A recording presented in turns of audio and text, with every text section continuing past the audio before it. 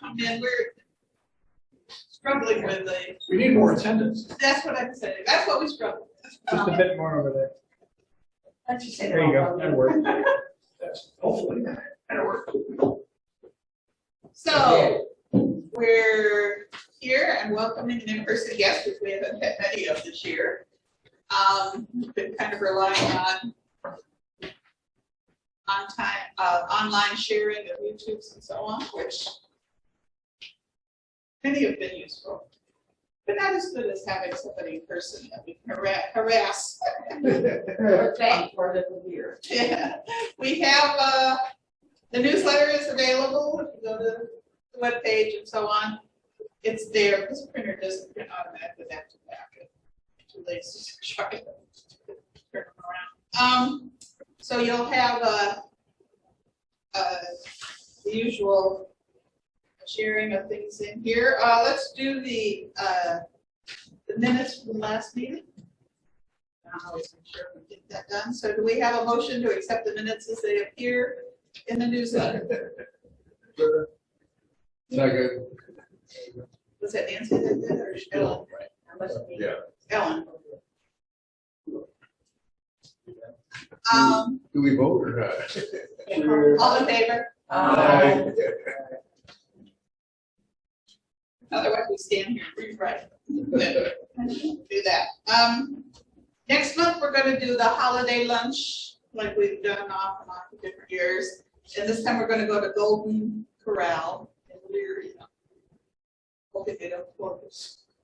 We're down the verge of closing. No, but you know, they did all of a sudden, what, 2 years ago or something.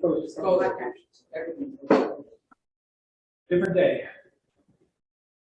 Like Quaker State Vermilion was, Are they closed? well, they're closing for the winter. And the Commons were, they didn't ever Yeah. or maybe another company. Was a prime spot for somebody or something. But Garvey's in that. So that will be next month at Golden Corral, and the members will get one for one membership per house. So if a couple are listed as members, Each paid membership. you get one free lunch paid for one of them or the other. It's not. But at least it's less expensive for the second person, because where we've been the last couple of years, the second meal was not as cheap as we got to us. On a Thursday. And it's on a Thursday, which is the first time we've ever veered away from our Tuesdays. But I figured we can accommodate that. And also in January, February, March, April, Mickey is a tax volunteer, and we're going to try to accommodate his schedule so he can be the co-leader as he is, and so we may change the date then, but I will make sure everybody knows the day of the week. The day of the week. Is there any day of the week people cannot handle or prefer? I know, but for those couple months, we either have Mickey or don't. Okay. Could you say where the Golden Corral is for those who've never been there? On West River Road. Where Dick's Sporting Goods used to be, Where what? and Babies R Us used to be. You know where the West River Branch of the Elyria Library is? Small suburb. Right. Elyria West River Branch Library, that's like kind of focus point, and then it's just down the street. Or the Midway Mortgage. And if you go behind Golden Corral, I like to go to Ford Road, wrap around, come out. To avoid going on Route 2 sometimes. Okay, so do we have any other announcements? We do want to keep coaxing people to, if we're going to exist another year, it would be good to have people come. Anybody you can bring with you. Keep us going. Today we have a back Glenn Pubal from Royal Business in Elyria, who has come to us for how many years? 10 years? Oh, more than that. Even more than that? 20, how long have you guys been in existence? Yeah. I've been to what, 5 different. Yeah, all the locations. I was gonna say, let's go through, let's review the locations That's how we've you know. been at. It's supposed to be 20 years. Yeah, it's gotta be. That's the problem, it's like Maytag. We can't sell more computers if it's still. That's a good one, that's why. That's good to hear. So he's always been a friend of ours. And I have a personal, because I grew up, on the street, well, at the street that crosses Cleveland Street down to Longfellow. And Royal Typewriter was always up there. And I had a thing for typewriters before computers. I was fascinated. I want to type. They're still fascinating. I want to be able to type. I did well. You can look at them and see how they work. Sandy. Hey, come. My dad tried to vote. Have a seat.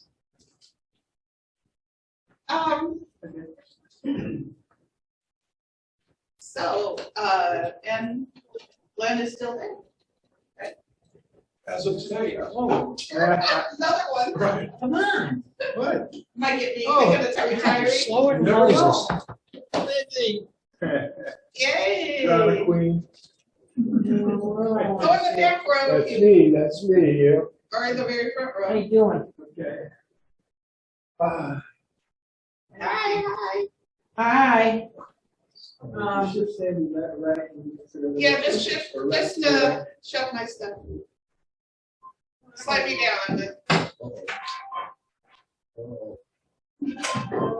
I don't ever go out into the wild, so. Find RSVP on the Christmas. I think it would be nice to It would kind be of nice, participate. that We requires- supposedly have their side room.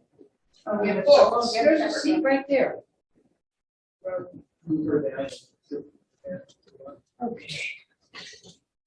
So, for those who just came in, I announced, I thought I turned it down. the December, meeting will be the, Golden Corral Second, on a Thursday, second Thursday.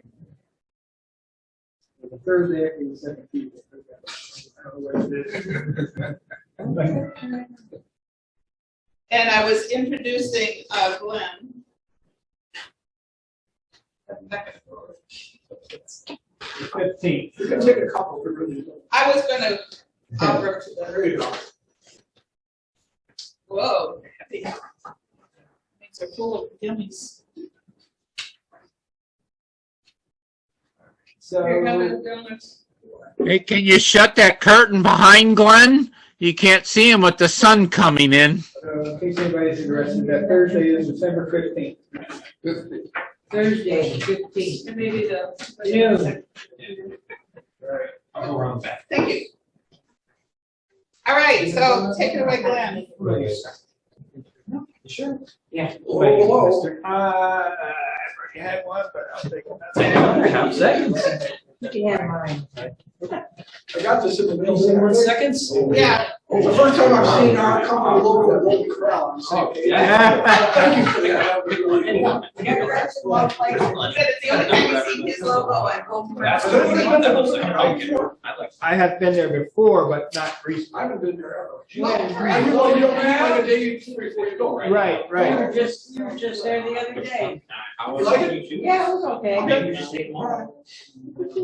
Yeah, Why can't you say that's your husband? Sure. No, that's not one. No. Jesus. Papa. Can I make a suggestion and shut that curtain behind Glenn? All we see is that light glare. Okay, All right, are we ready? Sure, let's turn the lights on. All right, you guys all probably know me. Glenn Pubal from Royal Business Equipment. We're celebrating 60 years in Elyria. My dad started it in 1962 with Royal Typewriters. He was offered him and my mother to move to Ashtabula County or Lorraine County to have a Royal franchise oil distributorship back then. And in those days, if you had a territory, nobody else was allowed to sell into that territory. So my mom's like, I don't really like snow, so Ashby County was out. Hence we moved to Luria. I moved there when I was 3 years old. So I brought along Joel. He's our employee we hired over the summer. He's been a godsend for me. He loves technology, computers, all the new stuff that comes out. And when I'm finished with my little spiel here, he's going to tell you a little bit more about maybe AMD, Intel, some new stuff that they're coming out with, and also some graphics cards. In particular, Intel, which you may or may not know that Intel now has graphics cards. Keep with that video. All right. What's your favorite day of the year? Some people say Christmas because all the pressure's off. Some people say Thanksgiving because your family's together. And I was thinking last night, and I'm thinking maybe Election Day. Because all the commercials, these negative commercials are constantly, Right. they're over, finally. Yeah. That drives me nuts. The commercials are so repetitive over and over. And I get emails, Oh my they God. try to call me, but as much. So it's possible this is my favorite day of the year. And tonight, if the clouds clear, look up in the sky. Because Oh, it's yeah. supposed to be a blood moon. It's supposed to be red. It's lunar. And it's a full moon too. So Today. it's, yeah, so it's Right. just FYI, those people that are into the space. Yeah. Okay, from a personal standpoint, last 12 months have been interesting. For the last couple of years, I've been feeling like sometimes I would get faint or pass out when I'd be at work. And like a minute or two later, I'd sit down and I'd be okay. Well, back in May, I was driving to Columbus downtown on the highway, 65 miles an hour, and that hit me like I was going to pass out on the wheel. So I put the air conditioner on max high and driving. I dropped off the wife and my daughter because we were going to go to a restaurant in German Village. And I parked the car and I get out of the car and it's like I couldn't stand up. Oh, wow. So I said, this is probably not good. Yeah. And I hadn't been to a doctor in 20 plus Oh, no. years. So I have no record, no nothing. But I said, I better see somebody. So I go, I have this Obamacare where I'm not old enough to be on Medicare yet, so I have to pay out of pocket with a big deductible and a big monthly fee. And like, who do I see? So I go into I was actually at Molina, which is just one I picked out. And I find this one doctor in Fairview Park. And I go to see her, and she looks at me, puts the stethoscope on me and said, I hear a heart murmur. You've got some lesion going on. So you need to get what's that called, an echo? We all know. So anyway, she goes, come back in 6 weeks and we'll give you the test. Well, that following Saturday, I'm on the golf course, and the same thing happens again. Right? Got 2 golf clubs to hold me up. So I call her up. It's a Saturday because she's the caller for the where she's. She goes, you better get to the emergency room. So I don't know where to go. I live in Avon. I went to the Avon to the clinic, and I'm in there just to get an echo. This was a Saturday. Well, they said, we'll have you Saturday night. We'll have something in here. Well, he showed up. We'll do it Sunday. Nobody does that stuff on Sunday. Nobody's off work. We'll do it Monday. So I'm sitting in there for 3 days just to have this procedure done. And I felt fine. But anyway, they said, yeah, you've got a problem. Your heart has a aorta valve is leaking blood backwards, which is what would cause your head to get lightheaded sometimes. And I said, well, I feel fine. I said, what happens if I don't get this done? You're going to have a heart attack. So I said, I want to have Cleveland Clinic. I'd love them to do it because they're supposed to be really good at heart stuff. But of course, my health insurance does not cover Cleveland Clinic. They're out of network. But what's the hospital? Mercy? Mercy's in network, but if you go onto Google and you look at the reviews on Mercy's cardiology, and it's like you get in, but you don't get out. I mean, they're really good at like what do you call it? The physical therapy. They're good at that. They're good at mental health stuff, but I guess. So I said, I really don't want to do this. And I wrote letters to the insurance companies. I wrote letters to Cleveland Clinic. Anyway, so going on for several months. Finally, Metro Health in West 25th in Cleveland. They work sort of in conjunction with Cleveland Clinic.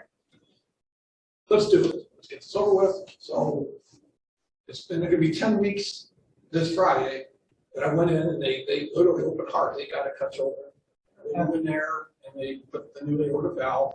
And 4 days later, they sent me home. I just didn't feel good. And I think, well, maybe this is just part of recovery.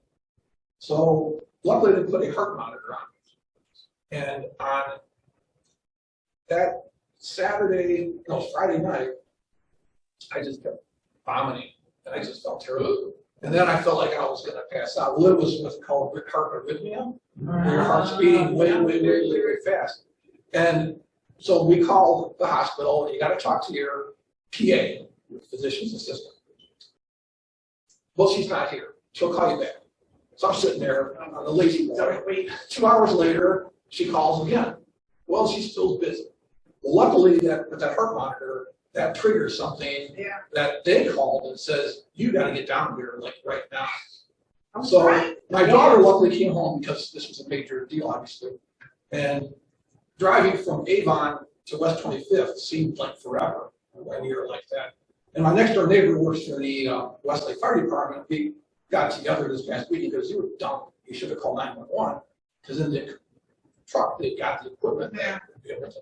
So they take me in there, and Friday night on West 25th is like a zoo. There's people screaming, "That's my man in there! That's my man!" And they're running down the hallway. Then the police are after them. You see people in handcuffs, and outside they're like congregating around like these big groups of people, and they're in the hallways because they're so busy that they have no room for people. So anyway, not to get into computers real quick, but they found out that I had a stomach ulcer. Oh, geez. What bothers me is that everybody I talked to for the last 90 days asked me, do you have any other issues? I said, well, for the last 40 years, I've always had like a pain in my stomach. I don't drink anything carbonated because it kind of affects that, like beer and pop and stuff like that. And they all kind of disregarded it. Well, I think that surgery triggered that to start bleeding. So then they had to go in and they had to catheterize the stomach. So that was not a lot of fun. So then I'm trying to recover from that. And the guy comes in, and I remember he goes, we suggest that you get a pacemaker defibrillator installed up there because that's going to save you potentially for having this happen again. Right. So anyway, that's been my life. That's the bad news. The good news is I became a grandfather. Our daughter in Florida, it's my wife's birthday, September 26th. And every year we go to Florida because my two daughters live in Florida. Well, we had planned this trip way back when. Well, it happened to be that the daughter's ETA, or what they call expected date, whatever they call for babies, was right around that same time.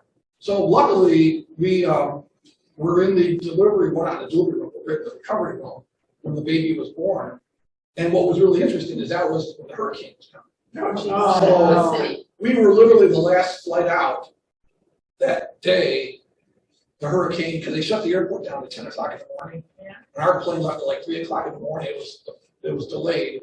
And the pilot got on the airplane and goes, welcome everybody, we're flying to Cincinnati. Well, everybody starts saying, no, we're going to Cleveland because the pilot thought we were going to Cincinnati. So anyway, so we have a baby grandson, which is that's the good news.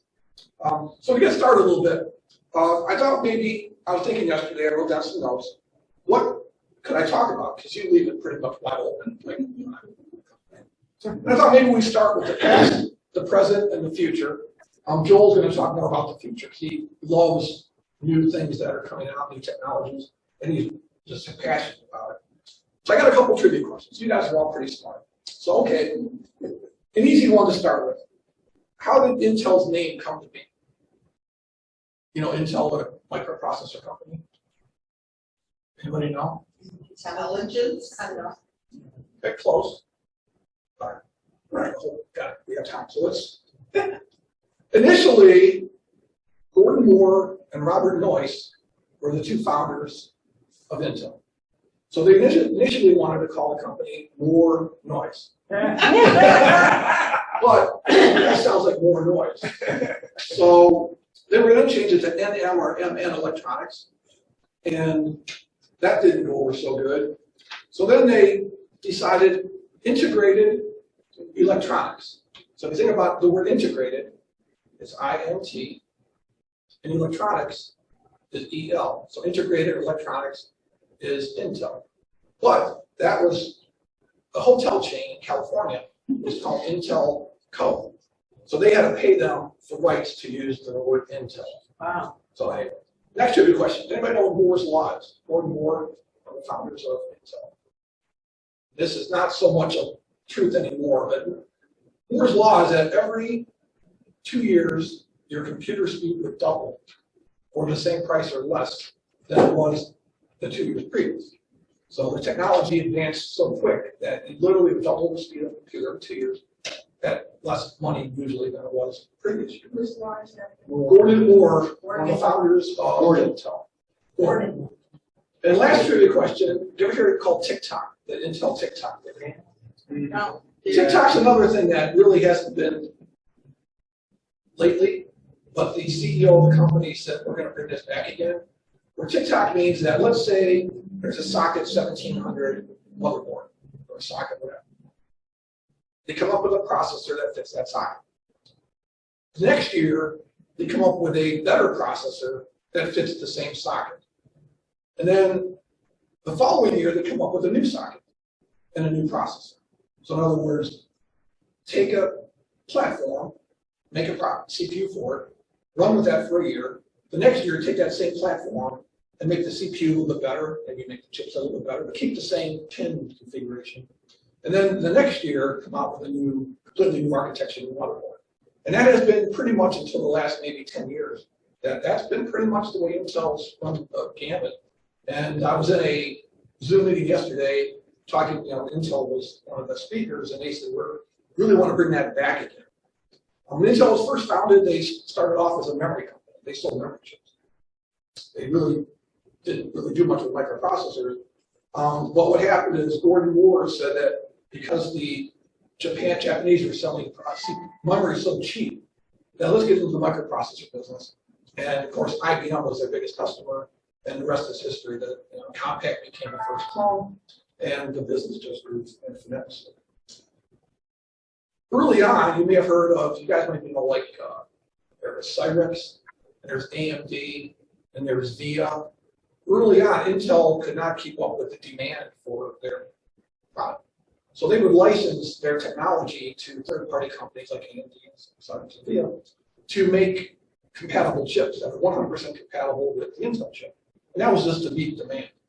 But with the 386, which still was a long time ago, Intel decided to cut ties with all the third-party manufacturers and become a single-source supplier of CPUs, which also drove up their profits, drove up their revenue.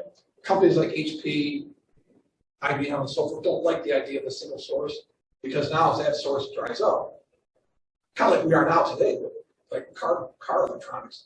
If there's one company making a chip that goes into a car, and that company can't make enough chips, well, the whole car industry is stuck. But they promised that with their Hillsboro, Chandler, and Santa Clara factories that were like brand new at the time, they'd be able to meet demand. And don't worry, and of course the rest, Compaq or AMD switched their architecture then to their own, still compatible with Microsoft and so forth. They're not 100% compatible. So here's over my life, and I've been doing this. I'm 63 years old. I was hoping not to have this done until I was 65, but the government could pay. That's besides the point. So I've seen a lot of things from Intel.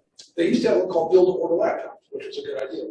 You buy a bare-bone laptop with nothing in it, and you put memory, CPU, hard drive, operating system. Great idea, but too expensive. Intel dropped that. They also decided to do something called one-to-one notebooks. Way back when, I'm going to say this is 8 to 10 years ago, a company called CTL came out with one of these things. Obviously, the screens are on here. I was at a meeting at LECO, which is an educational service center in Lake Annie, Missouri, and Gil Manning was there with all the superintendents of all the schools. And back then, kids used textbooks. And they said, look at this. Every kid could have their own device that have all their textbooks on here.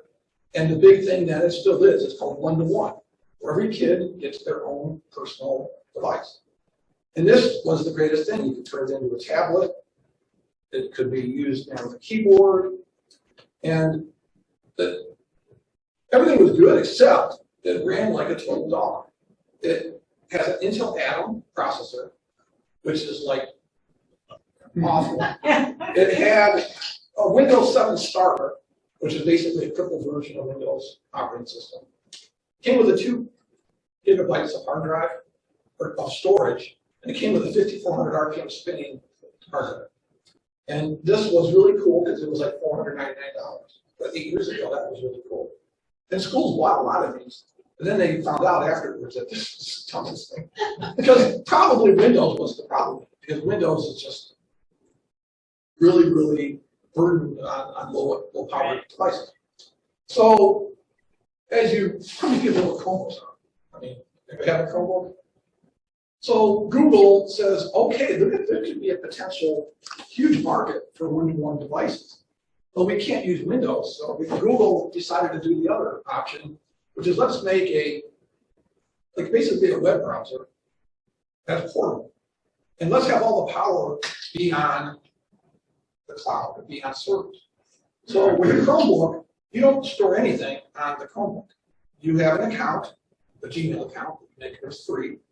And if you have any word processing documents, pictures, music, any of your favorites, basically anything you want to store is stored on Google's website.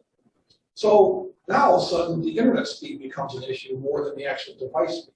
So you can take basically a stripped down machine like this with a Chrome operating system on it, and it runs really, really good. And all of a sudden now schools, which are 80% of our business is school system, they're buying thousands of Chromebooks every year because they basically last about 5 years. And when the kids graduate, the school lets them have it for free and pretty much beat up on it anyway. And then they keep replenishing every year.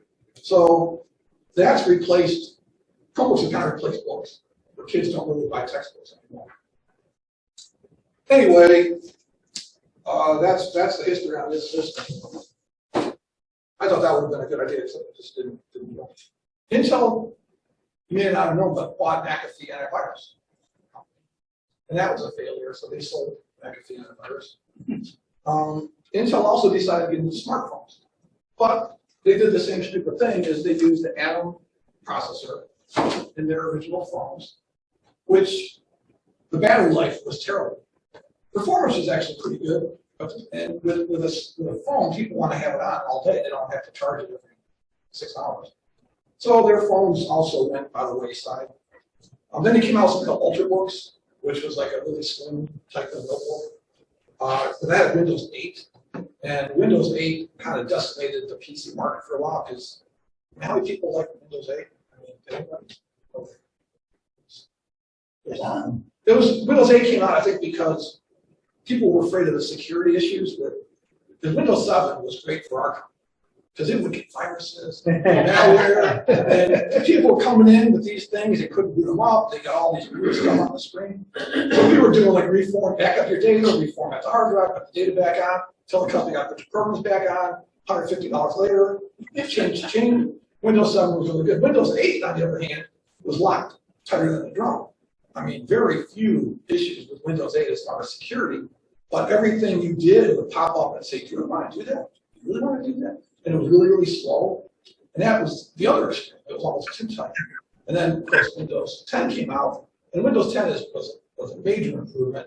And Windows 11, which Mickey will tell you, he just loves it. It was Microsoft's latest operating system, which I think just a couple weeks ago they came out with version 22H2, which basically stands for the year 2022 and the second half of the year. And our problem is that when you upgrade Chromebooks, what happens is every time you shut a Chromebook down, it says, do you want to update to restart? and you go update to restart, and within 10, 15 seconds, it's restarted, you can shut it down. With Microsoft, when you want to upgrade from like 22H1 to 22H2 and sit there, you're sitting there for 45 minutes to an hour. And usually what happens to me is the screensaver kicks in. Like an idiot, the screensaver stops the upgrade. So it's like you turn the screensaver off then to do the upgrade, because then if you forget to turn it back on again, when the customer gets the machine back, they don't have their screensaver. So it's like you can't live it. Keep going here. You guys all remember back when they had the Spectra and meltdown security on their CPUs where there were flaws that they found. And Intel kind of tried to fix it, and it slowed the computer down. And then remember the Pentium floating point, where if you do some mathematical calculation that's like about 10 decimal points to the right, it'll come up with the wrong error. And Intel said initially that, well, this is not a really big deal, because who really does decimal points to the right of the dot? Well, the media got a hold of it and said, no, this isn't right. This is a flaw in your chip. So Intel did the best thing they could have done, which loved the company then, because they said, anybody has a Pentium, we'll give you freedom. Kind of like car recalls. I mean, if your car airbag doesn't work, you can get your airbag replaced. But how many people really do it? I mean, especially the Pentium. I mean, your airbag is your license thing, but the Pentium chip. So it was a great publicity thing, but very few people actually replaced their CPU. So it made Intel look good. I remember I was at a conference, I think it was either New Orleans or Las Vegas. This has got to be another 8, 9 years ago. And the CEO of Intel got up and said, okay, we have $1 billion CPU business. We have $1 billion network business. Because he said, well, how does Intel be $1 billion worth of network? Motherboards generally come with networks built into the board, either hardware, like a plug-in NIC, or they have a wireless. The majority of those are Intel. So Intel by far is the #1 selling network interface company in the world. But let's do that with SSDs. So Intel came out with solid-state hard drives. Anybody who's had a computer that has had a spinning drive and then put a solid-state drive in, the performance is like night and day. I mean, it just really makes it run faster. So SSDs just became a no-brainer.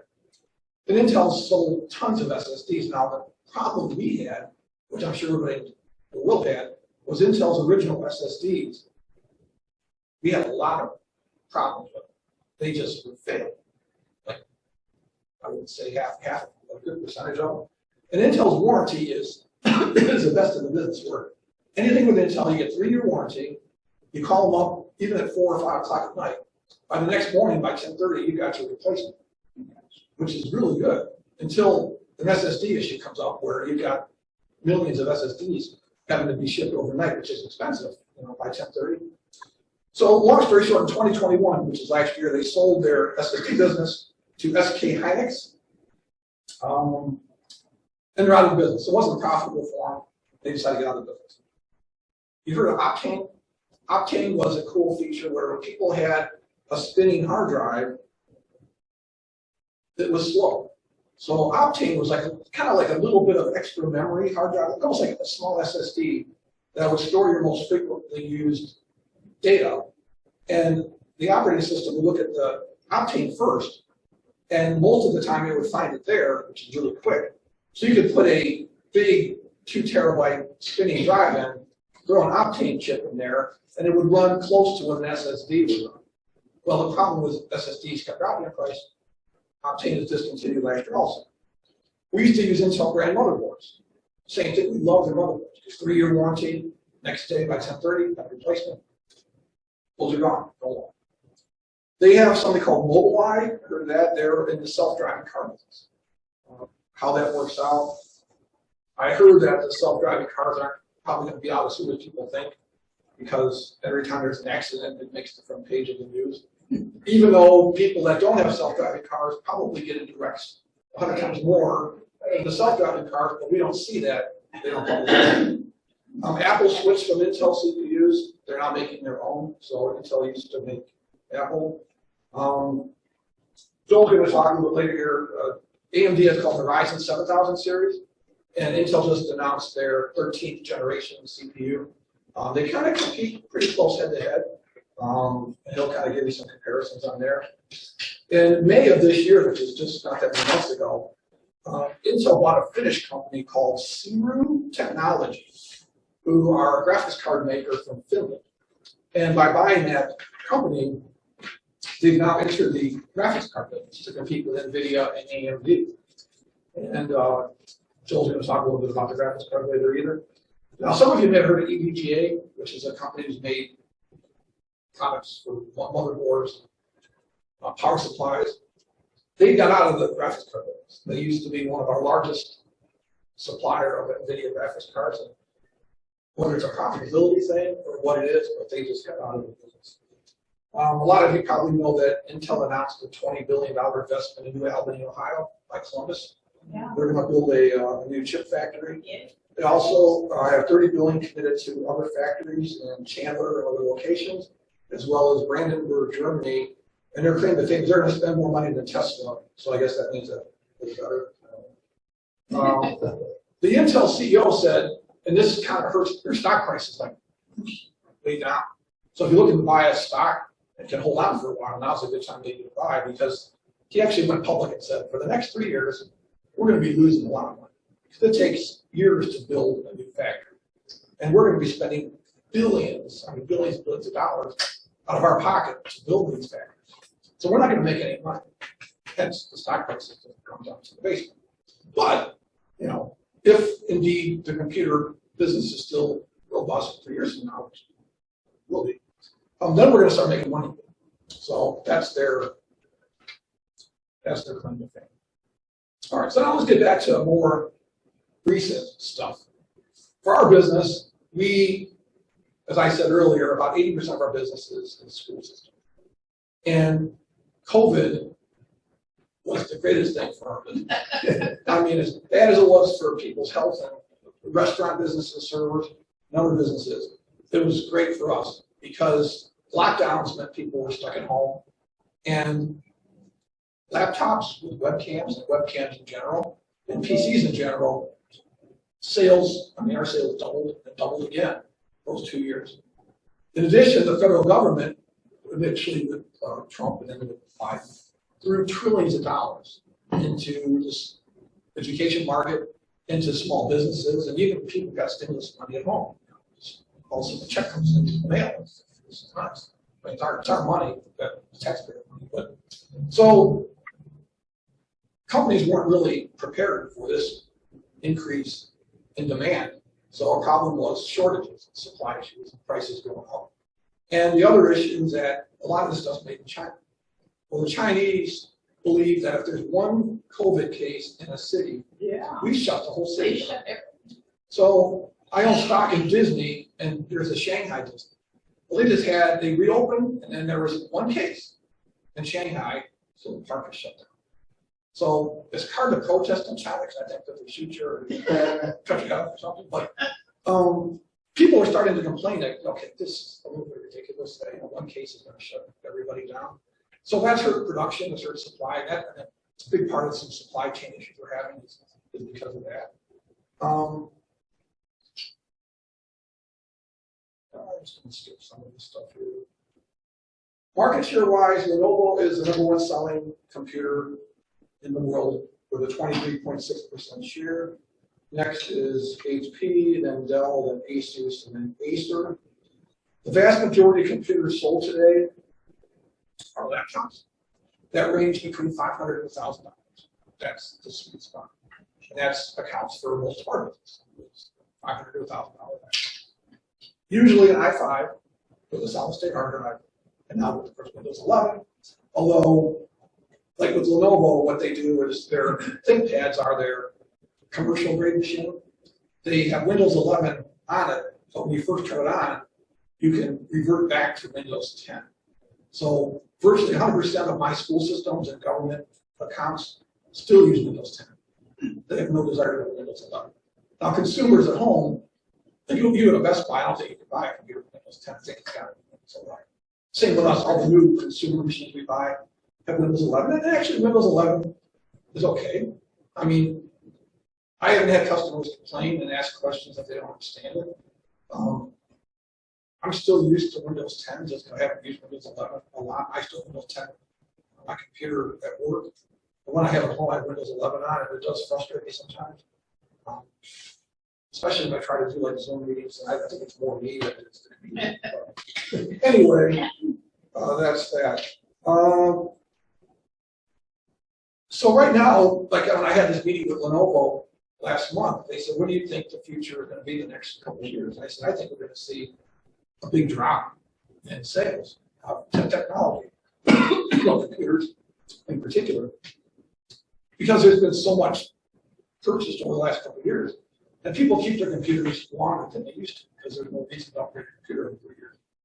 A couple of reasons in addition to that would be that Intel, and I believe, I don't know what Lenovo's doing, I don't think any computer company is selling anything in Russia. I know Intel pulled out of Russia, and I think all the PC manufacturers did also. And that was a pretty decent sized market, so if you lose that, that's going to obviously drop sales too. And of course, with the Chinese COVID rule with zero tolerance, that's going to slow business also. Another thing is that, and this is, I read this online, whether it's true or not, they said around the year 2000, computers were faster than anybody would really need for most home applications. Whether it's email, doing Facebook, going on eBay or Amazon, you know, just whatever you typically do at home. A 2000 model computer had enough horsepower to drive it. So if you think about it, that's 22 years ago. So the only applications I could think of, I'm sure there's more, where you might need more power, like would be AutoCAD, Adobe graphics products, CorelDRAW. The big thing now is esports, which is gaming computers. That's where we think we might have some potential growth for the next whatever. Video editing, and I got a couple customers that make these huge vinyl siding banners that you put on like cars and trucks. And it's amazing the size of his files. I mean, it's just astronomical. Because it's got to be high resolution, but it's got to be able to print, 20 feet across. And he never has a computer fast enough for that. I guessed wrong a few years ago. I thought people would continue to buy like i3 entry-level computers. So I had too many Core i3s in stock in my warehouse, and they just sat there because 90% of our customers that come in generally will buy an i5 because the way they think about it is, okay, my computer is going to last me 5 to 10 years. I'm not going to get the cheapest thing. I'm going to get something in that $500 to $1,000 range, a good computer that's going to be able to run everything. It's actually more than what you need, but we're going to buy it anyway just because we want to keep it for a longer period of time. But we also get a lot of people coming in buying i7s, and they have even what's called Core i9, which is even higher than that. And those are people that say, well, maybe I'll get into editing my grandkids' pictures, or maybe I will get into taking video, and I want to be able to edit video and put like special effects or whatever. Just in case we'll have that power. Or maybe I want to get into gaming. I mean, I've got my price list here, and Joel put together a page for a gaming computer. And I mean, I used to play games. I don't anymore, but maybe I start up at Wordle. Yeah, I mean, there you go. Like, I know like Flight Sim is a popular game where you fly an airplane. I didn't think I was still around, but yeah, the actual Flight Sim still being made. And if you get like a tactile feedback joystick, I played it before. You can get like the pedals, the rudder pedals, and you get a nice monitor. It feels like, I used to fly an airplane. It feels like pretty much like you fly an airplane, which is pretty cool. So usually for low-end computers, I'm talking to $200 or $300 type computers, I usually tell a customer, you're better off to buy a refurbished or reconditioned i5 or an i7 that might be 3 to 5 years old than you are to buy a brand new computer that has a Celeron or Pentium that's the same price. Because you're going to get a lot better performance out of the i5, i7, even though it's an older system, than you are going to be with the new system, with the dock still processor. Here, Chromebooks. Every year, companies have to forecast how many Chromebooks they think they're going to sell. Lenovo, HP, Dell, Acer. Asus are just the same Chromebook manufacturers. Every year, somebody screws up. Well, this year, Lenovo screwed up on one of their models. That's a 11.6-inch touchscreen Chromebook that can be rotated into a tablet that normally was selling around $269, and they've got 600,000 still in stock. And right now, this is not school buying season. That they dropped the price to $150. So, like Avon schools said, let's buy $450. That's such a good deal. We really don't need them, but we're in Strongsville because we don't really need them, but the price is still good. So now's a good time to buy like those mistakes that these companies made. Just those brand new stores are under warranty. And we are an authorized factory service center for Lenovo and Acer. So most of our accounts, matter of fact, all of our accounts, pretty much, well, Avon bought some Samsung, which they shouldn't have, but they did. They buy Lenovo or Acer because they know if it breaks, we can fix it locally. There's nothing worse than having to call an 800 number, talk to somebody in another country, be on the line for an hour, try this, then you got to box it up, you got to ship it somewhere to get it fixed. It's a hassle. And schools that are buying 1,000 Chromebooks, all of a sudden the hassle becomes a bigger hassle when there's problems. Because you know the kids, especially junior high kids, there's going to be breakage, and they do break. And we love broken Chromebooks. Joel has been fixing hundreds of broken Chromebooks, and they pay us to fix every one. So keep them coming in, because we make more money to fix a broken computer than we do selling a new one. So we love them. The problem is they keep making it better and better, so they don't break it. So that's the only bad one. So anyway, we're forecasting sales to be down, but we're hoping that our service continues. And schools are going to have money regardless because taxpayers every year. So my prediction is we're going to go back to the way it was maybe before COVID, which is steady, and PC business declining, billboard business maybe staying steady or possibly increasing, Chromebook business also being steady, possibly increasing. And who knows? I mean, if I could predict the future, I mean, Windows 12 is supposed to come out in 2023. Maybe they'll make it really cool, or maybe they'll make it another Windows 8, which nobody will like. All right. Here's my predictions for the future. These are just my prediction.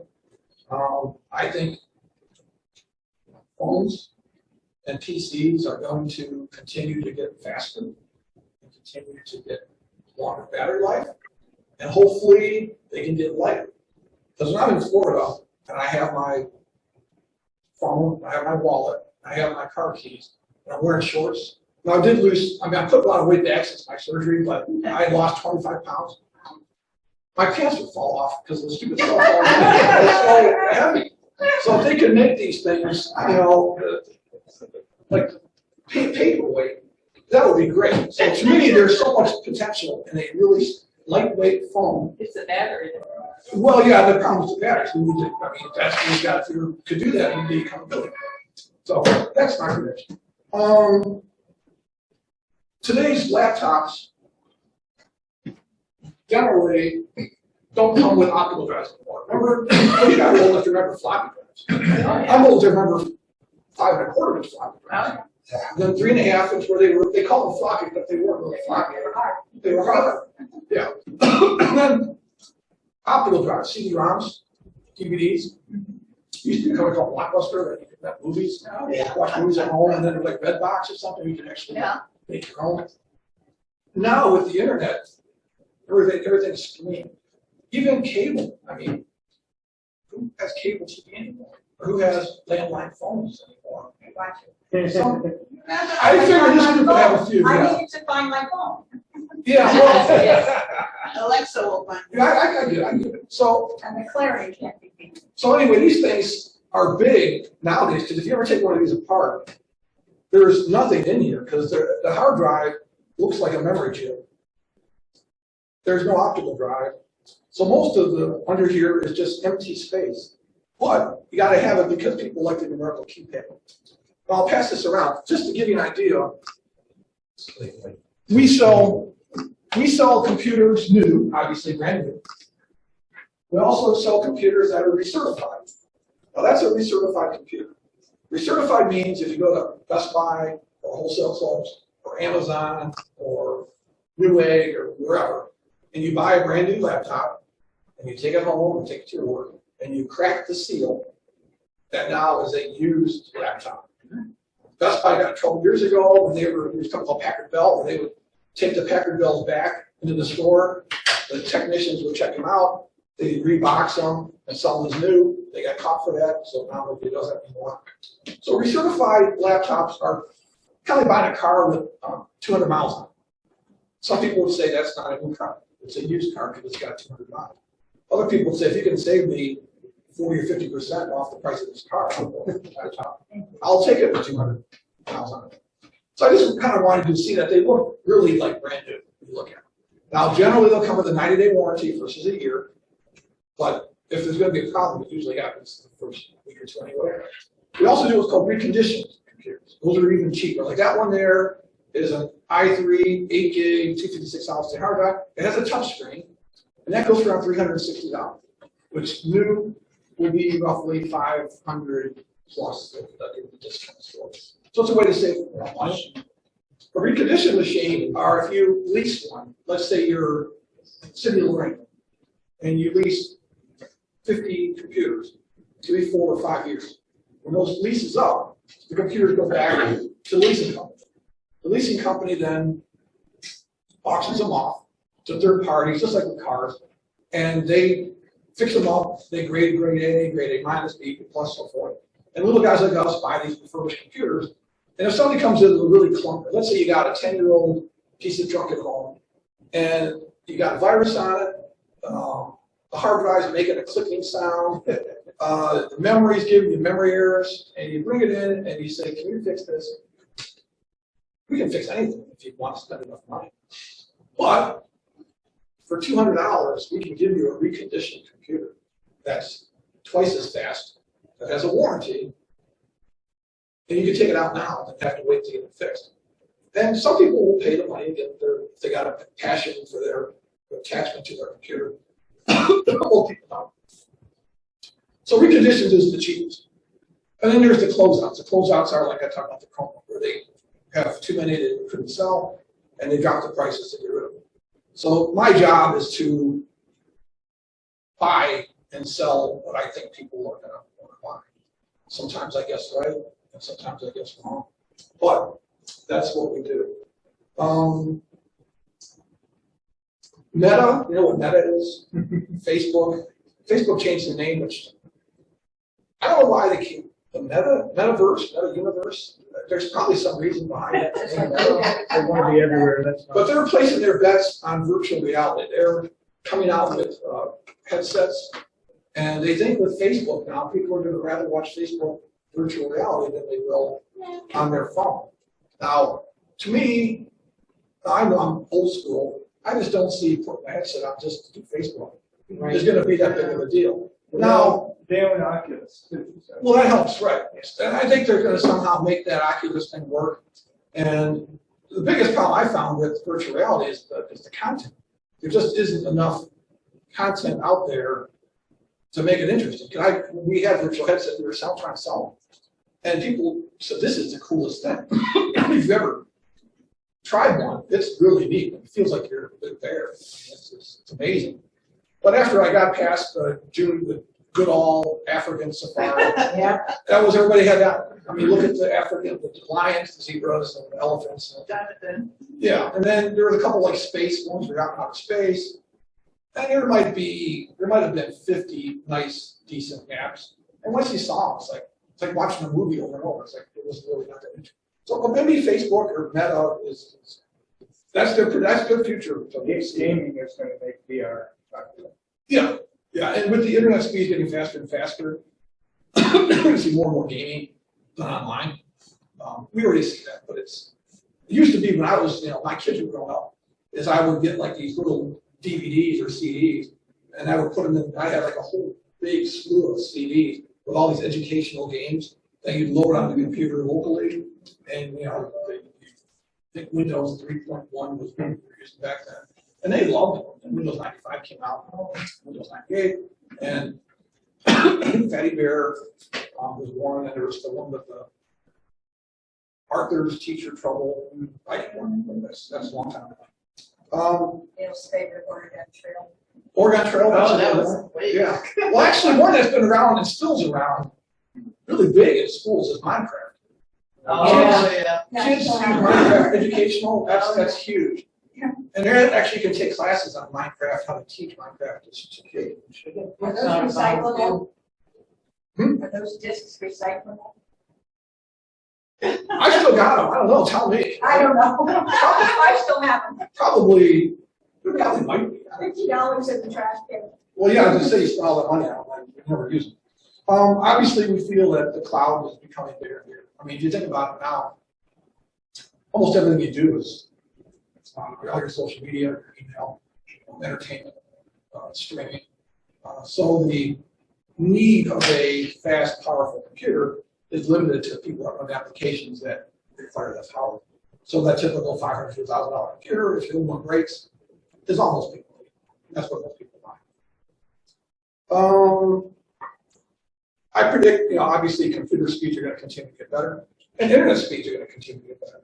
I mean, 5G, which is interesting. I live in Avon, right off of Route 83, and I live to the east of 83, and my wife's got a way better phone than I do. Her phone can do 5G. And the way it works is if there's 5G, a little thing will pop up on the phone to say 5G. And it tells you, or it'll say 4G, it tells you like what you're in. So she's got this fancy, snazzy T-Mobile phone, but where our house is, it goes to 4G. Now if we go 4 houses down across 83, it changes to 5G. So we're like so close. I mean, it doesn't matter to me because I don't have it. But she could get her better reception. But we do Wi-Fi at home anyway, so it doesn't matter. But I think you're going to continue to see internet speeds keep getting faster and faster and faster to the point now where, like, we have at our office gigabyte fiber optic coming in, and down in Florida, I just upgraded our router. Even though it still's, they call it down there Xfinity, Comcast, and how long do I have? Let me get them to talk. We almost. All right, I'll do a really quick story. I was in Florida last week, and I didn't realize that Xfinity was charging me $25 a month for my internet box and charging me $5 a month for my TV box. Because there's we have a rental house, 4 TVs, and they were all Roku type TVs. So he says, if you bring the box back and get your own modem, you can save them $25. Well, I thought you just drive your car and drop the modem off and you give your receipt and you're done. So I go online, and the closest Xfinity store is in by Ocala. Just south of Ocala, there's a place called the Villages, which is like a retirement home for all human Florida. And I figured I'd drive there. It was a nice day. I got the rental SUV, but now it was a minivan rental term. And I got my internet box, I got my TV box, the back seat. I pull into the place, and it's like a cell phone store. You walk in there, and they're trying to sell you phones. It's a cable company. And I'm like, I just want to return my box.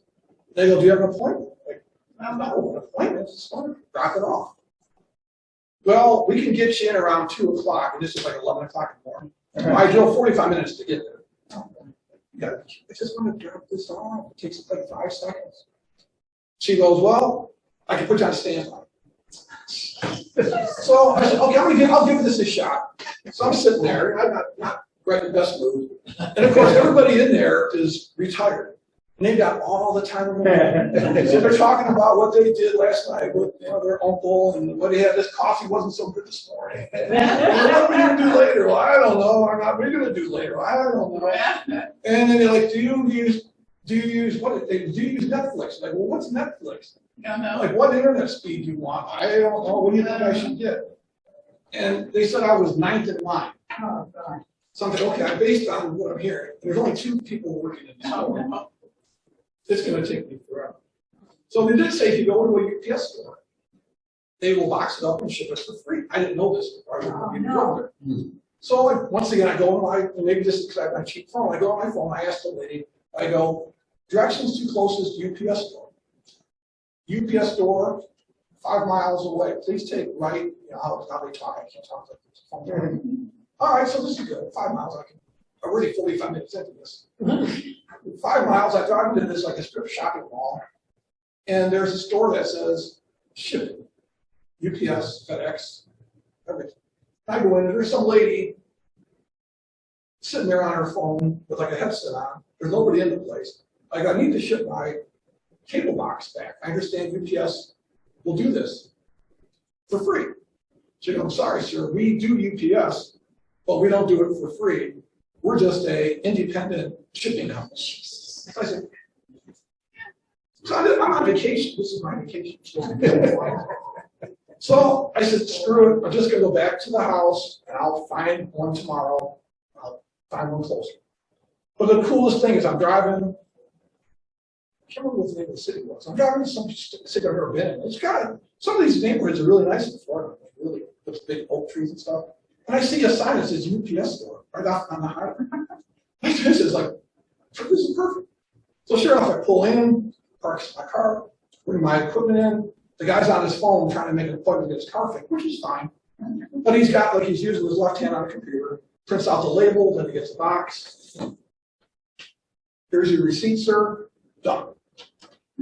So anyway, that changes something. That was my experience to try to increase my. So because of that, though, I got 3 times faster internet speed, and I have to pay the $25.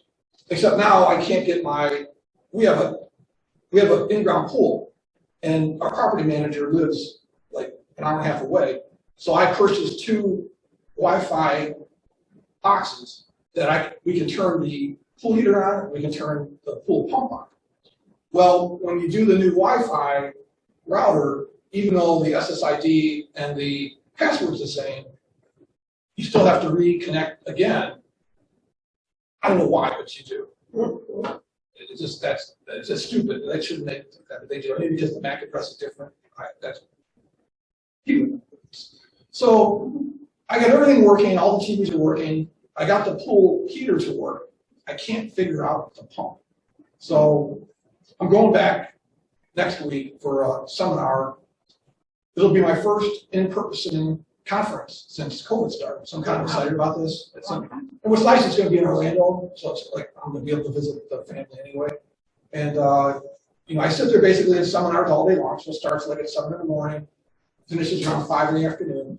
Then at night they give you like entertainment and stuff, and then you get to meet all of our vendors. So like Lenovo, HP, Dell, Microsoft, all these companies will be there. So you get to get their spiel about how their stuff and see the products. So it's fun. I enjoy it. Plus it's free, so it's even better.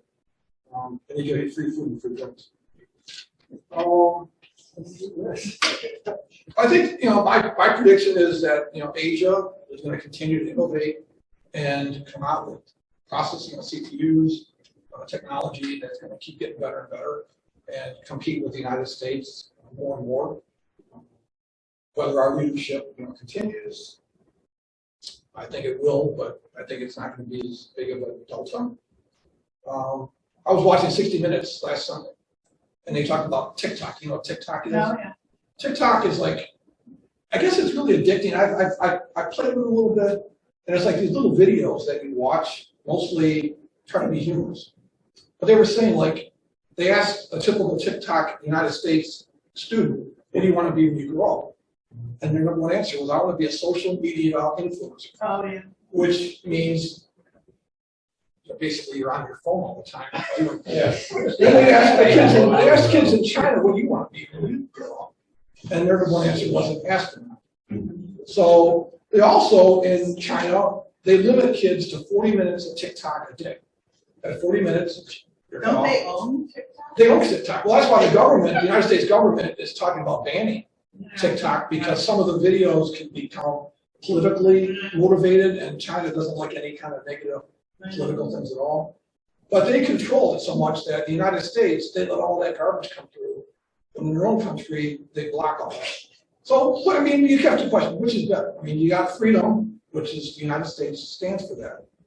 On the other hand, some of this content shouldn't be out there. So it's a tough call. I was also reading in Fortune magazine last night as I was trying to prepare for this. And copper wire, a lot of people don't realize that with fiber, fiber is basically light beams going through a wire. Copper is metal.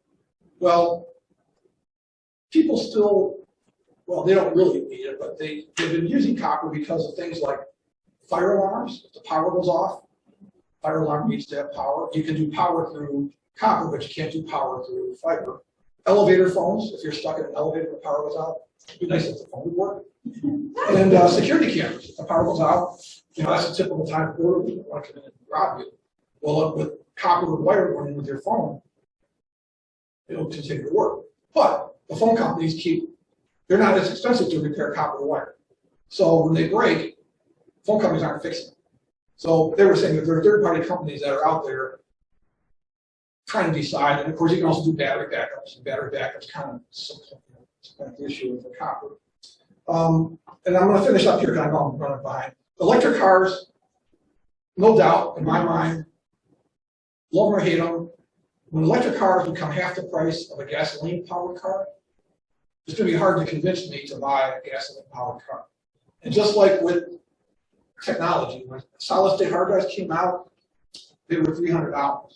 Now solid-state hard drives are $30. It's the same solid-state hard drive. It's just they mass-produced to the point where they can bring the cost down. Electric cars, the biggest problem is the battery cost. They're just astronomical. I read that they're using seaweed to make batteries, and the technology is not there yet, but they're working on it. And the cost of maintaining and I'm sorry, people who work at Ford, I probably shouldn't say that, but Ford's going to make electric cars. Yeah, it's going to be so much cheaper to make electric cars. I don't think there's any question in the next 10 years. Now, whether self-driving cars become big, we'll see. But electric cars, yeah. Right now, they're not too expensive.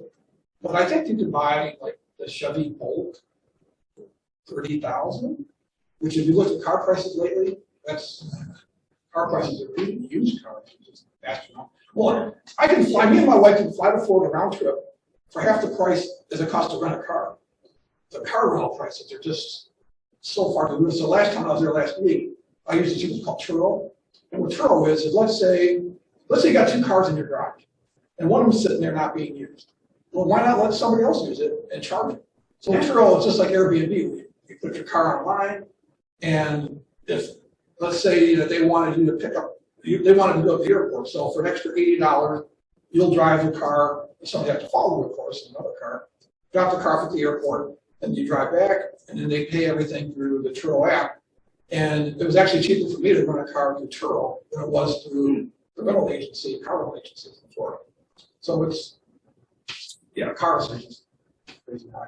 So that being said, I'm going to let Joel, and he's, okay, really good. Are we okay? Now, before you do that, we had a question in the chat. Mike. Really? Yeah. Somebody's actually listening online? Yeah.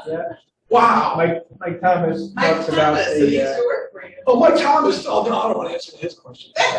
Anyway, he talks about the flight yokes and rudder pedals are still outrageously expensive, and his son joined the Air Force Junior ROTC, and he's looking for a decent set of flight sim controls. He wants you to let him know if you come across a deal. Of course, he's always looking for a deal. Everything is. Well, who isn't, right? Anymore, yeah. So Yeah, I honestly, I haven't looked lately to see, other than I know that they're out there. Whether there's any deals on them or not, I think it's, oh, good question. Keep it in mind. yeah. Go to Amazon. Pick it up. All right. So Joel's going to talk a little bit about the new processors that AMD and Intel just announced, and also a little bit about graphics cards. Between, there's really 3 graphics cards. You got Intel, which is called ARC, and you have NVIDIA, and you've got AMD, which AMD's called what? Just AMD? They're just they have names for their Used to be architects. Radeon was. They're technically Radeon, but they try to downplay that. Okay, so take it over. I'm going to rest. And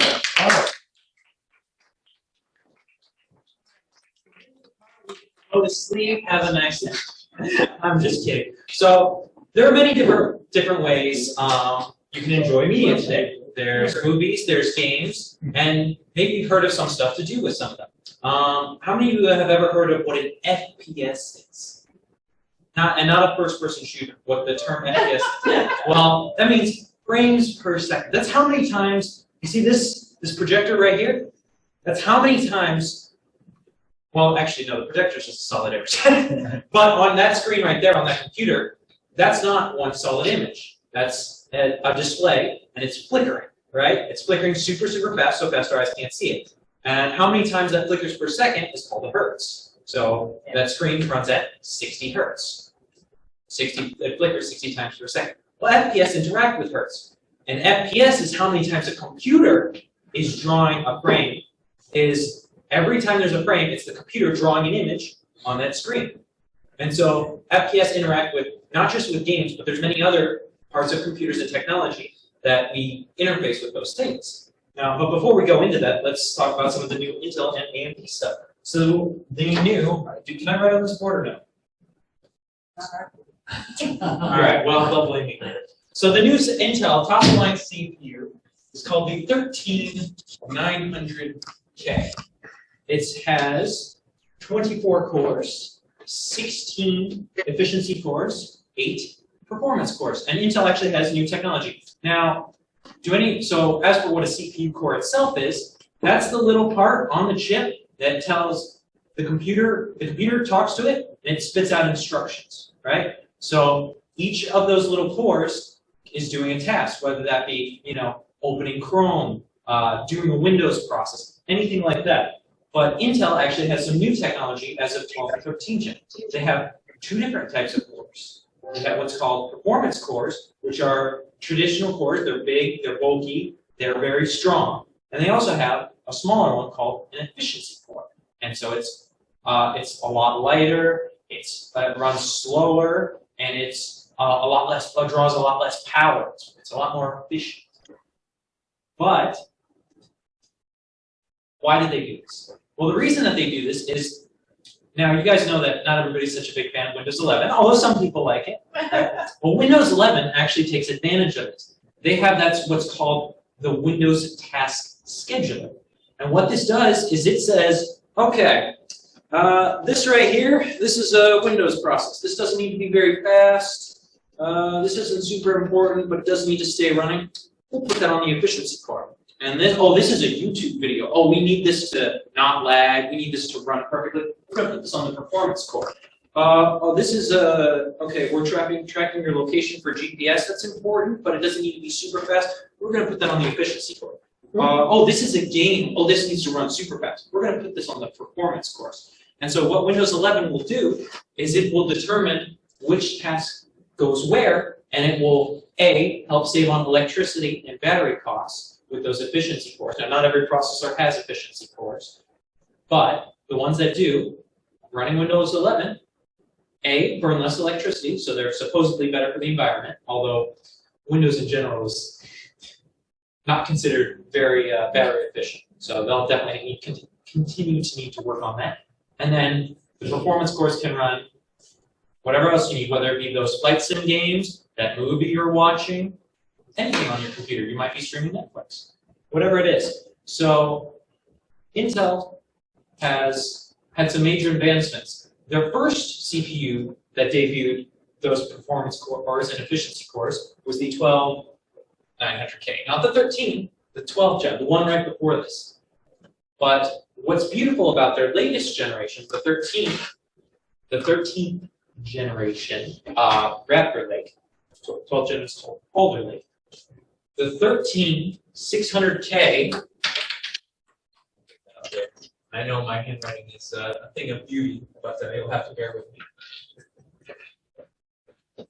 In terms of performance, Intel's i5 13600K, so you don't need to keep in mind the big numbers, just know this gen i9, this gen i5, and this is a last generation. So this is old i9, new i9, this is i5, but this is a new one.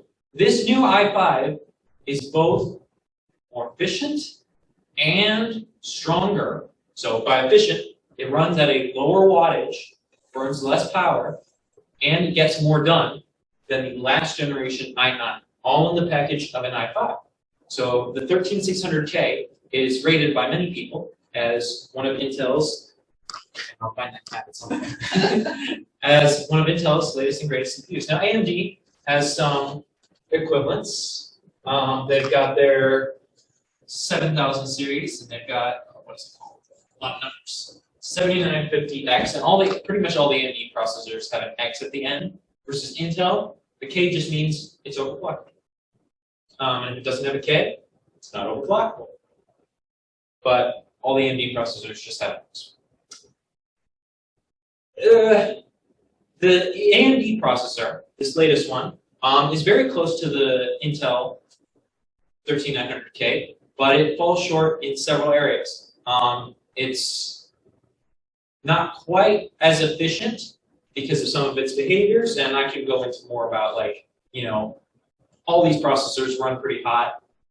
You know, computers make heat, but these latest ones, this is actually a big problem. So not just CPUs, but GPUs. All these make much more heat than we were making 10, 20 years ago, which is why I don't know if you've ever seen like a big water block attached to a computer, but what they'll do is they'll set, in your car, you have a radiator that cools your engine with water. Well, they took that same technology and they're starting to slap it on computers, and they have for a little bit.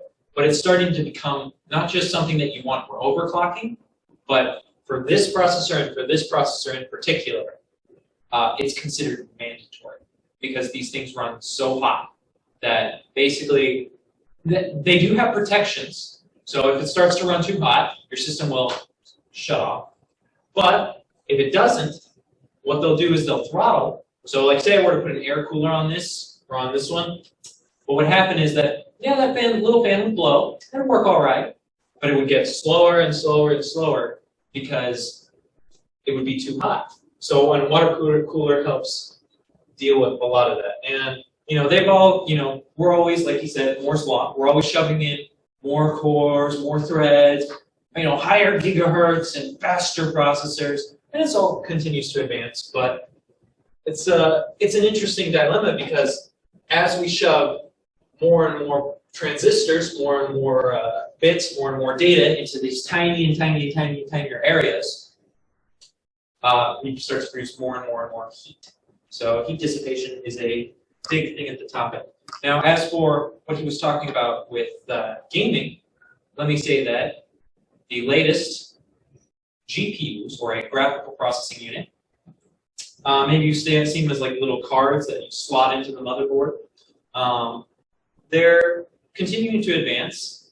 How many of you, do any of you here have a 4K TV? 4K TV? No? No? You got one? Really? I'm sure we got Oh, keep on use. Well, I don't. But my point is that to drive some of these panels, these, you know, the older ones that we had, you know, CRTs were like 480i, you know, 480 interlaced. We had 720p. Then you have 1080p, which was the standard for a long time. And there's a standard in between 1080p and 4K, but we're not going to go into that. But my point is that 4K is a big selling point for a lot of these modern TVs and these modern displays. And some people, they really like it. They say, oh, it looks beautiful. You know, it's got quite a lot of pixels. It's got some nice colors, right? For some people, they don't care. But the point is that 4K is approximately 4 times the pixels of 1080p. And so there's, in that small inch square, you have approximately 4 times the pixels as 1080p. But it's harder to drive that. Now, if you're just driving, you know, a Netflix video or, you know, a Windows desktop, it's not so hard because it's, you know, it's a pixel and it stays there. Or if it's a YouTube video, it's the computer already knows what's supposed to play next. But for some of these different applications, like flight simulators, like engineering work, I don't know if any of you have ever heard of CAD. It's an engineering software. Stuff like that, as it gets more detailed, the resolution can increase up to 4K, or even some these new displays are 8K. That's coming in the beginning of next year, I'm pretty sure. There are some already, but they're going to be more widespread next year. But those take stronger and stronger processing power, specifically in gaming, video editing, and engineering work like CAD. Most people aren't doing CAD. Sadly, it seems like more of the market is gaming focused.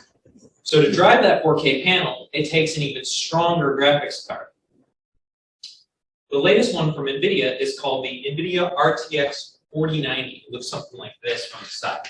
It's like a nice little square thing, and then it's got like a fan here, My drawings leave a lot to be desired, I know. But you know, and it's got some nice. Okay, that's awful. We're just gonna. We're not gonna. We're not. But it's the most advanced graphics card so far, and it actually has some features about artificial intelligence. Now, how many of you know what an AI is? You know, artificial intelligence. Do any of you know of any modern applications, whether it be games, fun little programs, or useful software, like facial I gave it away, but facial recognition. How many of you know like any of the different softwares that use AI? There's a couple. But a fun one that you can actually do online is called DALL-E. And it's a little software where it has a nice text bar. You put in you type in whatever you want. So like say I want a picture of that projector right there. So I go into DALL-E and I type projector. And so this AI, it was trained on images, presumably from Google. And they say, this is what a projector looks like. But you can't copy this image exactly. So you're going to copy its features. So it's rounded around the edges. It's a square box. It's got a camera, right? And so it has to train it basically trains the AI to be better at pattern recognition. And once it gets trained, it can spit out an image back at you. So say you were to type in projector. Well, then it's going to show up into DALL-E. Well, it would show you like a couple different images of what it thinks a projector would look like. So, you know, one or two of them might be a little disfigured, one or two of them might be a little silly, but then some of them get pretty close. In particular, all AIs seem to have problems with hands. They just seem to you know, whether you grow a third arm or a sixth finger, they just can't seem to get hands right yet. But, you know, it'll keep advancing. But the point is that what you're doing when you type into DALL-E is you're giving a request into the cloud. But in that cloud, that goes to a data center somewhere. And that data center's got an AI accelerator module, whether that be in the CPU or more presumably in the GPU. And those GPUs that plug into the server have these AI acceleration modules from NVIDIA, mostly some from AMD. NVIDIA is a lot better at the AI stuff so far, although AMD is trying to make some advances. But what it does is, when you send that to there, it sends it to their 4090 or their A100 or their H100, whatever graphics card in that server, and it thinks about it. It recognizes what you typed. It goes back to its learning, and it spits an image back out at you. And so that's one really that's just a fun little thing that's used for a lot of experimenting. But realistically, facial tracking and facial recognition. So what these servers will do is they'll be set up on maybe on street cameras or wherever. And they'll basically outsource their image tracking to a separate company. And this company will basically put in a bunch of photos and it says, okay, when it recognizes what an ear is, right? And so when it sees an ear that's a close match to whatever this thing is, it'll say that's a match, So, it's a similar nose, similar ear, similar facial shape. When enough of those are close, it'll recognize the pattern and match it up. But in terms of gaming, well, there are some practical applications, not just for hand clasps, but like say you're in a business. Say you're in a business and they want to add an extra biometric security layer. Well, what they do is they don't just take a picture of you and then the computer, you go to this camera over there or this camera over there, and you're going to, hey, I want through the store, so you get a picture of your face taken. Well, the lighting and the camera on this store is not going to be the same as the one on this store. So what the AI does is it collects data from that camera and says, okay, this is similar enough, this is similar enough, this is similar enough, this is similar enough, to where it'll allow it to progress through whatever thing or biometric or many of those different. In terms of AI, though, let's go back. In terms of gaming, let's go back to that frame generation. So, anybody here watch movies? Maybe just once, maybe twice, maybe a couple times. How many FPS are your movies at? Does anybody know? 29.9 FPS. 29.97. Maybe some of them. Most movies are shot at 24 FPS. So for every second, 24 frames per second. So for every second of that movie that you see, there are 24 pictures normally. Sometimes there's 29. It depends on specifically on what cameras they use and what software and blah, blah, blah. Most of the time it's 24. But on your computer screen, the image that you're seeing most of the time is 60 FPS. 60, so you're seeing 60 separate pictures per second, right? Every time you move your mouse, every second that image is on that screen. But in gaming, this is a lot more difficult because this isn't just a single PNG that they're pulling up of, oh, hey, pull up the file browser. Well, the file browser's not going to do anything. It's fairly easy. But, you know, say you have to render a little character, little stick figure, right? We're not going to do too much, but we're just going to go a little stick figure. Well, it's not just rendering a little stick figure, right? You have to view it from this angle, and all of it looks different depending on whether it's 3D or 2D and blah, blah, blah. But how does that play into AI? Well, what a lot of these cards are doing, these modern ones, is they have a process called deep learning supersampling, or DLSS. And so what that is that deep learning is the AI part. So NVIDIA, this company that does graphics cards, at their data center, they train their AI and their software, and they say, okay, we're going to show you 10 different pictures of a man. This is done at much higher scale. Let's say, for example, we're going to show you 10 different pictures of a man. So every time you see a man, you can redraw it this way. Or we're going to show you 10 different pictures of a garbage can, and so forth. And so how does that play into your consumer graphics card at home? Well, what DLSS does is when you turn it on, it adds additional frames in between the ones that are already rendered by your computer. So your computer renders a man standing here, and he starts to render him walking this way. Well, in between each of those single pictures of the man walking, what they have is they have AI accelerators on their card that are saying, okay, this is the picture here, and based on the picture behind it and the one before, we think that the way this picture is going to move is this way, right? And so what they'll do is in between the picture of the man walking here and the man walking here, they'll put one in between.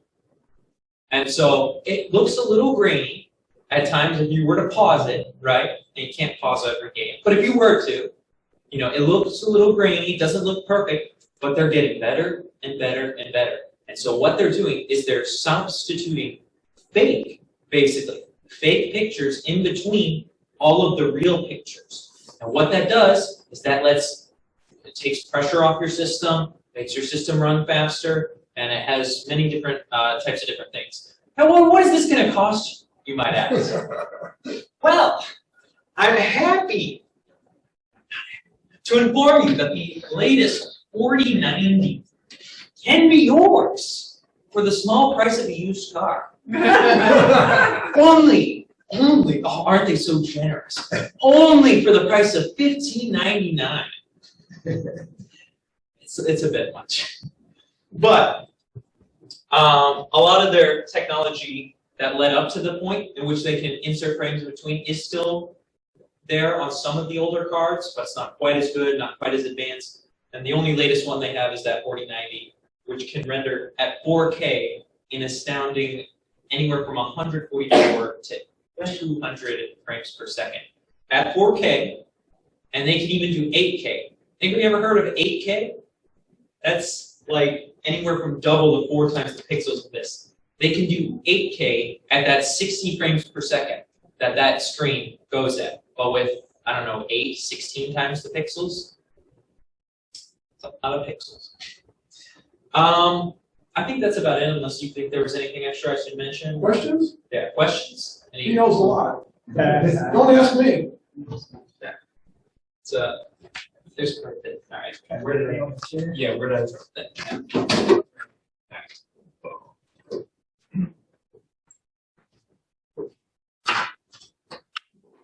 We have good in gaming laptops. Actually, that's an excellent question.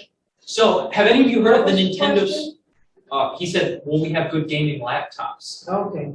So, laptops are normally inferior to desktops for high-end workloads. The reason is they have a battery, so you can't just keep pulling juice from the wall. They're small. So remember when I talked about that heat problem? They have trouble getting rid of heat as fast, right? So they're considered inferior for gaming, although you can if you really want to use them, right? Will we have good ones? Well, AMD actually came out with a new technology. Has anybody ever heard of SoC? All right, I'll do you one better. Has anyone heard of the M1 Mac? Apple's new Mac? Well, Apple's new Mac is very special because it has what's called SoC, System on a Chip. So how that differs from a normal thing is, oh, you got the CPU here, you got the RAM here, maybe you got the graphics card over here, and you got the storage over here. Well, what Apple has done is they have, and Apple's not good at gaming, don't get me wrong, but this SoC model can be transferred to other places. System on a chip is CPU's here, RAM's here, memory's here, and graphics are also here. And so everything is so close that the speeds in between are negligible to almost nothing. The memory interconnects between everything are so fast. So instead of me having to yell at Glenn across the room, hey Glenn, can you draw that picture? And then he goes and draws it, and then he has to get up, or I have to go up and get it from him, and he has to come to me. Well, instead of that, I can be really close to him, and we can just hand each other things very fast. And that's where a lot of that improvement comes from. And so how does that relate to gaming? Well, what that does is that AMD has found that if they put their modern graphics chips very close to their CPU and memory, they found that they can actually improve performance a ton. And there is a device called the Steam Deck. Has anybody ever heard of the Nintendo Switch? The little Switch that maybe some of your grandkids are using? It's the latest Nintendo console. That's considered old by a lot of standards, but it's a very nice form factor. It's very small. You can pick it up, you can take it anywhere, whatever. The Steam Deck is a similar size, but it's magnitudes of proportion stronger. And it does this by using both the latest technologies in graphics, as well as having it all crammed into that tiny space. Now, granted, they do have to improve the architecture and how it talks to itself. You know, if I'm over here and I'm still yelling at Glenn to pass me stuff, is that very efficient? No, I should just talk to him like a normal person, right? So, you still have to improve how the things talk to each other when they're that close. But thanks to some of those advances, gaming laptops should, from AMD, start to become cheaper and cheaper and better and better. Yes? That's why they want to get quantum going. It's already touched. Correct. The issue with quantum computing is that it's not compatible with current operating systems. So we would need a whole new way to do things, which would be awesome, but we're not quite there yet. It is pretty cool to think about, though. It'll probably not. Absolutely. Now, let's go back to your phone. Now, Glenn said phones will continue to become stronger and stronger and faster. But they're already plenty strong and plenty fast. And let me demonstrate to you why. Now, this is a $100 smartphone, because I'm a cheap guy. This is not an iPhone. This is a $100 Android. But what can I do with this $100 Android? Well, at home, I have a gaming computer that costs about $2,000 that I can use for various things. Well, if I were to connect to your Wi-Fi, right, I have a program on here that can connect all the way to my PC at home. And I can use that PC at home to render stuff, almost as if it was a server. And I could play games, I could watch videos, I could do tasks on my PC from this phone. Now, if I were to do tasks besides gaming, it would be a little unwieldy. There's not, everything's not perfect. And, if I were to try to use a Windows desktop from here, it would be kind of a pain in the butt. But stuff is already getting stronger, and it will only be continually improved as, like he said, as the internet speeds improve and upload speeds and download speeds continue to rise. So what do I predict? I predict that one day, while laptops and desktops and phones will be stronger, I predict that one day you'll be able to put your phone connected to a keyboard and a screen, and this will be your whole computer. All of this, and you'll just take it wherever you want. You'll plug it in at home, and a screen will come up, a keyboard will come up, and it'll be more than strong enough for anything you need. Yeah, but you go blind trying to see on that thing. Well, that's why I said you'd also plug it into a screen. Yeah, okay. If you just plug it into a keyboard and a mouse, yeah, that'd be a little, Yeah. you'd certainly be struggling to see that. All Yeah, trying to hit the little. All right. Okay, all right. Was there any other questions? So about gaming laptops, they're coming soon enough, but how soon, we don't know. Look at some of the new stuff AMD is doing. Any other questions about maybe something about some of those frames or any of that Intel stuff that came in? Do you have any experience with the ARCs? Intel Arc GPUs. We didn't go over those. So Intel, thank you. I kept on track. So Intel Keep it easy. has just started to make graphical processing units, GPUs. Before, they only made CPUs. I believe they made a GPU back in the 90s, maybe, and that was the last time they made one. But what's special about this is all the Intel CPUs, if they don't have an F on them, mean that there's graphics on the CPUs. When you plug it in, you can just plug your computer in, plug your monitor in, boom, you can still see. But it's not like considered good graphics. It's enough to play a YouTube video, enough to view your email, and that's about it. You can't really game with just a CPU. You need what's called a GPU separate for most things. AMD is trying to change that, but that's not here yet, except for a couple small things. Anyway, Intel's direct GPUs are called Arc, and Intel's got a similar naming scheme to their CPUs. You know how they got i3, i5, i7, i9? Well, Arc GPUs follow a similar thing. There's the A380, which is like an i3. There's the A750, which is a lower power i7, and then there's the A770, which is considered like the better i7. And then Intel is going to change their generations by the letter. So you notice I'm saying A380, A750. Well, their next generation is going to be B. Instead of Arc, it'll be Battle Mage, because they wanted that name. So the next one will be maybe the B380 and the B750. And it'll be the same, i3, i7, i5, but it'll be the next generation. My point being is that Intel is making a lot of new stuff, and it's a little buggy right now. They're working on some of the drivers, but they released these cards to compete mostly with NVIDIA's low end, which still costs like $400. So, they're not trying to hit with that used car. They're going a little bit lower, but it's still fairly expensive. And so these new GPUs have some modern features, like they have better encoders, so that when I send data to the video streaming site, like YouTube or whatever, when I want to upload a video, I can take less data to put either more data or the same amount of data. I can compress it in a certain way and then send it that takes up less space and less bandwidth. So say I want to take a photo that has 3 colors on it, and this is not realistic, but say I send it and it takes 3 somethings to send it. Well, if I put it through some of these new AV1 encoders, it only takes 1 something to send those 3 colors. But once it gets to the other side, it gets unpacked, and it's the same 3 colors.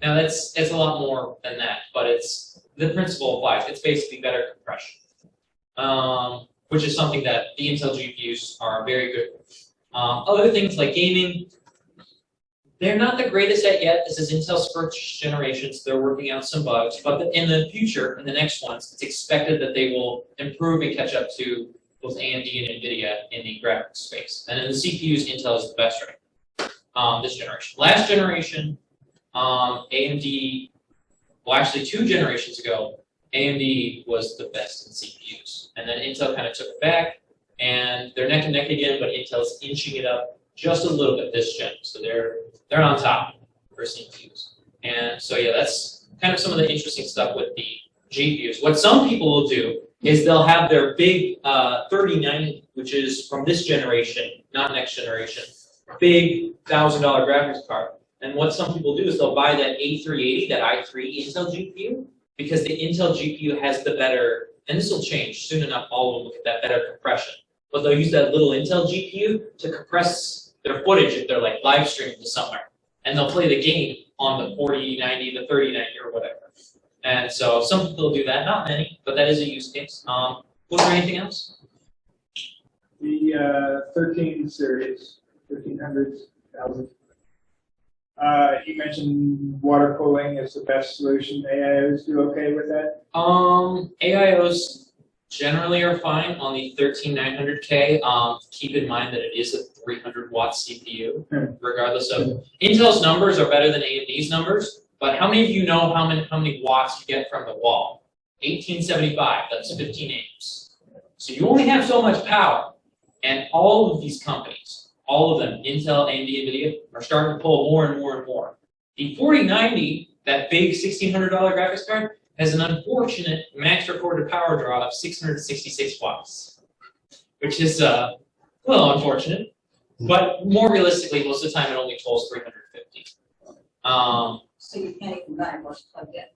You can run it when it's plugged in, it just eats a lot of juice. A So lot. but it's using the battery all the time. No, these are not for laptops. This is No. desktops only. Right, but No battery. it- They do not have batteries. This is from the wall. Okay, so it's from the wall, but it's drawing more power than the wall, so it's put out. Almost. And the 4090 draws a third of your whole wall out. So that's quite a lot of juice. Versus like these Intel and these AMD CPUs, the latest gens will draw like a sixth of what your wall. So that's still like, you don't want to plug a vacuum in to the same wall as these modern PCs, because you'll probably pop a break. But the point being, back to cooling, is that the 13600K is actually very efficient. It only pulls like 180 to 200 watts, so you can get away with a good air cooler. But all of the modern AMD CPUs and the i9 from Intel need water cooling. But the AIOs are still water. Even though Yes, it's just an all-in-one. they're- Right, but they're okay, or is? They're okay. I mean, as always, open loop cooling is still going to be better. You know, you craft your own tubes and you make your own reservoir, you make your own pool pump, stick it in, not pool pump. Stick your own pump in there, that's always going to be better. Was there anything else about, maybe anything about, yes? I was gonna add, because we get asked, but at CES in January, which is a big show, Intel's gonna have all of their notebook companies introducing notebooks with the ARC graphics on them. HP's and all, but they try to keep it till January because that's the big, Right. because all the media is there and newspaper Yeah. and magazines. Yes, and So that's when you're gonna see the gaming laptop with Intel. Where's that held in Vegas? Vegas, baby. Yeah, for a long time. They're big enough to go back to that place. Got married there. Yes. It's gonna be fun. Man. We got married there Congratulations. 35 years ago. I have an old brain and old ears, and so young people generally talk very fast. Oh, I'm sorry. No, I'm going to compliment you for slowing down and talking to the audience rather than talking to who we want the audience to be. I understand. I appreciate that. Thank you. Well, did you have any comments about maybe that 24 FPS in movies versus the 60 FPS? Do you think that's interesting, or is it just? I understand. The reason why I'm told they use only 24 for movies rather than 60 like your screen is that it's always been considered good enough. I'm not an expert on that, but I've always been told it's good enough for movies. And based on what I see at the movies, they look pretty good to me. Yeah. Getting older eyes. Well, it's also a matter of when you're holding a mouse, it's a lot different when you're holding a mouse and you move it on the screen. Have you ever had an old computer where you move the mouse and the mouse goes Yeah. That's called lag. And in gaming, that's more noticeable because that's a harder application. So even if your computer is like no lag when you open your email, no lag when you look on YouTube, but if you were to open a game, you'd be down to very low FPS and your mouse is chugging, and every time you move a camera, it's like a sprinkler. How you can fix that is higher frames per second, or the more times that image refreshes on the screen, every time it gets a new image, bam, new image, bam, new image. What that does is that it will increase the smoothness up to a point, of course. If I'm running 500 FPS and the screen is only 60 hertz, the screen can only blink 60 times a second. So it doesn't matter that I have the 500 FPS if the screen won't blink that fast. So it's all interrelated, but 24 FPS still seems good enough to me for movie style. Was there anything else? Or am I just running my mouth? Good. I did bring some raffles. I don't know if you guys still do raffles or not. And don't be afraid to take a donut home or whatever, because if you don't do it, I'll eat them all. I'll just get really fat.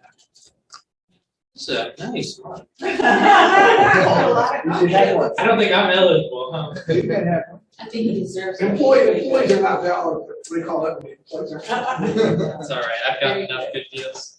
All right. I'm stealing one of these. Yeah, sure. Well, thank you. Very much.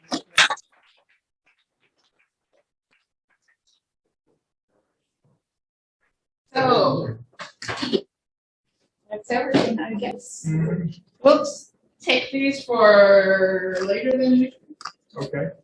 How about having for our Christmas thing? yeah, we could bring them for Christmas maybe. Have a little raffle with that. That we appreciate. that. Yeah, Thank and you here's very much. these, you wanna hand them out to, is it Joel? Just hold on. Like your hands first. Yeah, you could have these first. You can keep them in mind, their prices and their service excellent, so. Yeah, I was looking at that problem. Yeah, I know. Put it on your Christmas wish list. Yeah. I'm with him, so I don't need one. 92. Okay. I'll take one to Doug. And me. I'm told they keep making the program bigger and bigger, and it keeps making it worse and worse, which is why they keep making better and better. Yeah, yeah. Wow. We wanna thank those, we had about 6 people from home, did we, Mickey? Yeah, one, let's see. Probably weren't blink, you weren't even a Give blink. her one more. Strange thing. That's. I'll get it Yeah, yeah. LCC. All right, we're gonna Sounds like shut So we're going to say goodbye to our home viewers. Yeah. Bye. Bye, home viewers. Bye, home viewers. Is your brother still talking? Yeah. Oh, no, he's been